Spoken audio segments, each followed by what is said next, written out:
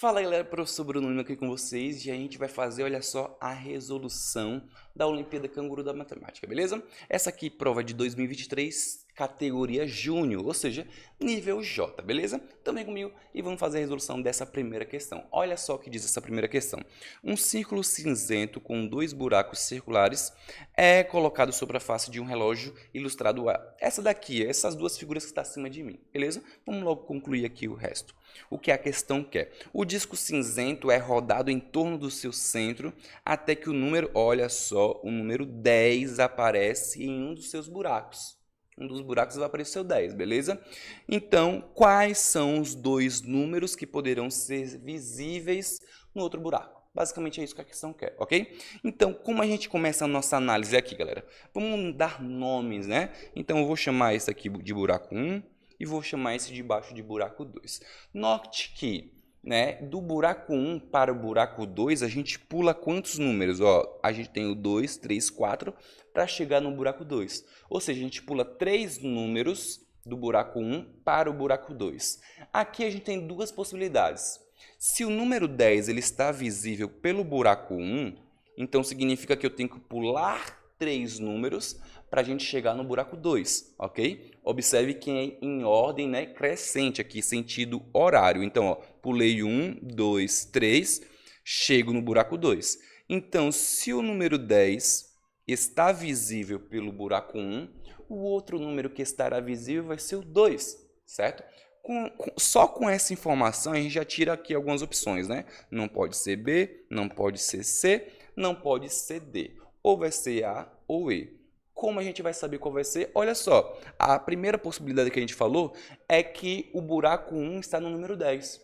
Porém, se o buraco 2 estiver, né, se o 10 estiver visível pelo buraco 2, significa que a gente pulou 3 números para chegar nesse buraco.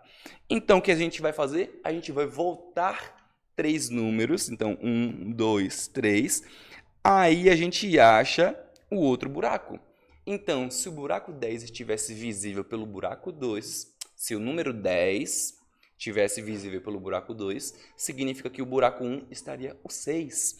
E, né, então, daí a gente chega no nosso resultado, 2 e 6, olha lá, isso mesmo, galera, letra A é o nosso gabarito. Beleza? Vamos fazer a resolução da segunda questão aqui, ó, da Olimpíada Canguru Matemática. Aqui, ó, prova nível J, beleza? De 2023. Vem comigo e vamos ler esse enunciado e resolver essa questão. Ó, no seu percurso para a escola, Maria correu para apanhar o autocarro, né? O ônibus, alguma coisa assim, beleza?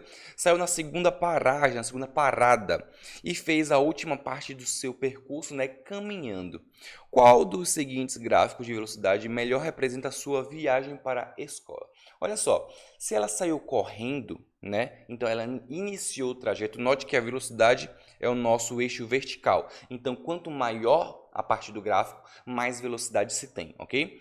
Se inicialmente ela saiu correndo e no final ela saiu andando, obviamente a velocidade da parte correndo tem que ser maior que a parte andando. E aqui a gente só pode ter quantas colunas de gráfico?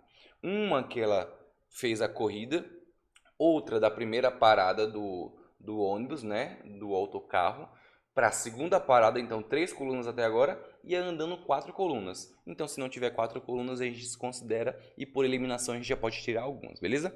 Vamos analisar. Olha só, por que não pode ser letra A?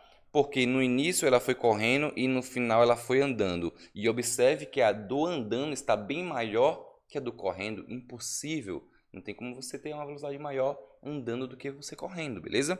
Beleza, tranquilo. Vamos continuar aqui. Não pode ser essa daqui, a letra E. Por quê? Porque a gente só teve 4 paradas. E aí, ó, a gente tem 5, né? 5 colunas. Então é como se tivesse 5 paradas. Não pode ser letra E, ok? Não pode ser letra B, por quê? Observe que a primeira representa ela correndo e as outras representam exatamente o percurso que ela fez no ônibus. Ora, como ela pode ser mais rápida que o ônibus, já que a coluna correndo está maior que a coluna do ônibus, então não pode ser B, ok?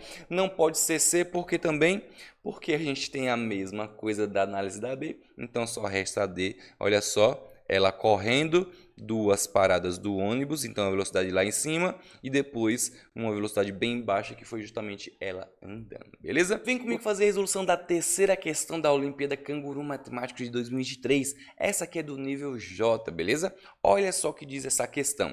Sendo os números inteiros positivos m e n, ambos ímpares, qual dos seguintes números também é ímpar? Primeira coisa que a gente tem que ter na mente.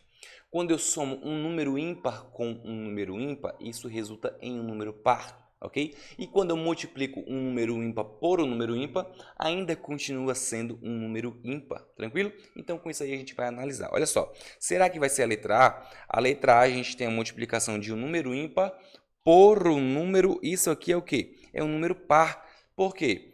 N é ímpar, e então n mais 1 vai virar par. É tipo se n fosse 3... 3 mais 1 vai ser 4. E a multiplicação de um número ímpar por um número par sempre é um número par. Então, aqui vai resultar em um número par. Logo, não pode ser a alternativa A. Vamos verificar a alternativa B. M mais 1 é um número par. N mais 1 é um número par. Então, a multiplicação de dois números pares ainda resulta em número par. Não pode ser letra B. Vamos para a letra C. A soma de dois números ímpares, como eu já falei, resulta em um número par. Se eu tenho um número par e somo 2, ainda continua sendo um número par. Pegou qualquer número aí, por exemplo, sei lá, 10. Soma 2, 12, ainda é número par. Então, não pode ser letra C. Vamos para a letra D e olha só que a gente tem a letra D. Um número ímpar vezes um número ímpar mais 2. Como eu comentei, número ímpar vezes ímpar dá ímpar. E quando você pega um ímpar e soma 2, isso aqui ainda continua ímpar. Ora, 3 mais 2, 5. 113 mais 2, 115. 77 mais 2, 79. Então, se você pega um número ímpar e soma 2, ainda continua ímpar. Então, né, como ele pede aí o que ainda continua número ímpar, obviamente a nossa alternativa certa é a alternativa D. E aí também não tem como, porque quando a gente soma dois números ímpares, resulta em um número par. Ok? Fala galera, vem comigo fazer a resolução da questão 4 da Olimpíada Canguru Matemático. Essa aqui é do nível J, beleza? Prova de 2013. Vem comigo, vamos fazer a resolução. Olha só, um quadrado de lado 10 contém um quadrado de lado 4, assim como ilustrado na figura ao lado. Essa figura que está acima de mim. Os lados correspondentes dos quadrados são paralelos. Qual é a porcentagem, a percentagem da área do quadrado maior que está sombreada? Olha só que interessante. Uma coisa aqui clássica, a gente tem que calcular a área do quadrado maior, né, em relação aí aos dois trapézios. Vamos analisar essa figura. Primeiro, se a gente tem que o quadrado maior de lado 10, aqui mede 10, né? Vou colocar aqui um 10zinho, ó. 10, aqui mede 10. Se o quadrado menor tem lado 4, né? Então, aqui mede 4 e aqui 4. Observe que aqui também mede 10, ok?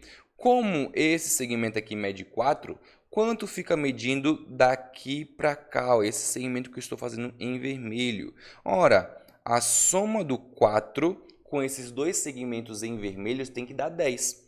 4 mais quanto dá 10? Isso aí, 4 mais 6. Como aí são figuras congruentes, cada pedacinho vermelho que eu fiz mede 3. Por que eu estou fazendo essa medição aí? Porque observe que para a gente calcular a área de um trapézio, a gente faz a soma das bases vezes a altura dividido por 2. Então, eu vou calcular a área de um trapézio só. Um trapézio só aqui, a área do trapézio. A soma das bases, 10 mais 4, a base maior mais a base menor, 14. Vezes a altura, que é 3, dividido por 2, que é da forma, beleza? 14 dá para simplificar por 2, ele vira 7. Ficou 7 vezes 3, 21. Isso aqui é a área de um trapézio. Mas a gente tem quantos trapézios? Tem 2. Então, a nossa área cinza é igual a 42. E ele quer justamente o quê? A área cinza em relação à área total do quadrado externo. Então, a gente tem que a área, né, que ele pediu sombreada é exatamente 42 sobre 100, que é a área do quadrado externo. E 42 sobre 100 é quantos por cento? Isso mesmo, olha só, 42%. Bem simples e fácil, né, meu povo? Agora vamos para a questão 5, então, aqui, ó, da Olimpíada Matemática Canguru Matemático, prova de 2023, nível J, beleza? Vem comigo fazer a resolução. Olha só o que a gente tem na questão 5. Sendo hoje quinta-feira, qual dia da semana será daqui a 2023 dias? Observe que aqui a gente não precisa saber qual a data, porque, né, a gente tem exatamente padrões, se repete a mesma quinta-feira a cada 7 dias. Então eu preciso saber quantos blocos de 7 dias teve em 2023 dias. De acordo com o resto dessa divisão, a gente vai saber qual o dia aí que a gente vai ter, beleza? Então como a gente faz isso aqui, ó, a gente pega o 2023 e divide por 7. Vamos pegar o 20 para ficar fácil, né? Na tábua do 7, qual o número da 20 eu chego perto? 2. 2 vezes 7 dá 14, né? 14 sobra 6, desce o 2. E agora, para dar 62, qual o número que a gente multiplica por 7? Ora, se fosse o 9, ia dar 63. Passou, então tem que ser o 8. O 8 dá 56. Subtrai, quanto é 62 menos 56? Isso aí mesmo é igual a 6. Desce o 3 e agora vai dar um resultado exato, né? Porque na tábua do 7 para dar 63 é exatamente o 9. 9 vezes 7, 63, para 63 nada, significa que a gente teve resto zero. O que significa ter resto zero? Significa que se a gente estava na quinta-feira, depois de 2023 dias, a gente ainda vai estar na quinta-feira. Se a gente tivesse qualquer outro valor de resto, a gente contaria a partir da quinta-feira. Se fosse resto 2, seria sexta, sábado, ok? Mas como é resto zero, então a nossa resposta aqui, gabarito, olha só, quinta-feira, muito simples e fácil, meu povo. Gostou? Não segue pra mais, deixa o like, compartilha. Tamo junto e é nóis!